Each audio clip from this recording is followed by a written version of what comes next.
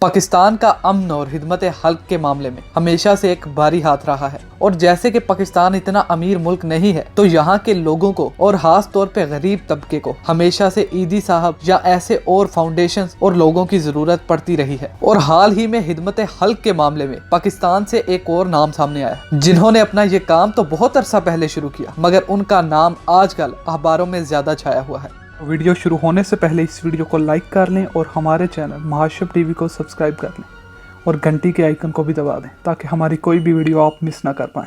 कुछ दिनों पहले नोबेल पीस प्राइज की जानिब से उनके 2022 के नोबेल पीस प्राइज अवार्ड की नामजदगियों का ऐलान होता है जिसके 20 लोगों में से एक नाम पाकिस्तान से भी होता है और वो नाम है मोहम्मद अमजद साकिब। याद रहे कि अभी तक पाकिस्तान से सिर्फ 2 ही लोग इस नोबेल पीस प्राइज को जीत सके हैं जिसमें डॉक्टर अब्दुल सलाम और मलाला यूसुफजई शामिल हैं। इसके अलावा किसी भी पाकिस्तानी ने अभी तक ये अवार्ड नहीं जीता। अलबत्ता नॉमिनेशन में कई दफा पाकिस्तानियों के नाम आते रहे हैं। मोहम्मद अमजद एक पाकिस्तान के समाजी कारोबारी शख्सियत हैं और इसके साथ साथ वो अखुवत फाउंडेशन के मालिक भी हैं जो कि गुर्बत के खिलाफ लड़ने में लोगों की मदद करती है। ये फाउंडेशन 2001 में मोहम्मद अमजद साकिब ने शुरू की थी और तब से लेकर अब तक इस फाउंडेशन ने सूद से पाक 45 लाख से ज्यादा कर्जे दिए हैं, वो भी तकरीबन 35 लाख खानदानों को। और इन सब कर्जों की कुल रकम 128 बिलियन पाकिस्तानी रुपए थी। क्योंकि सूद एक बड़ी वजह है कि जिससे कोई भी शख्स एक बार फंस जाए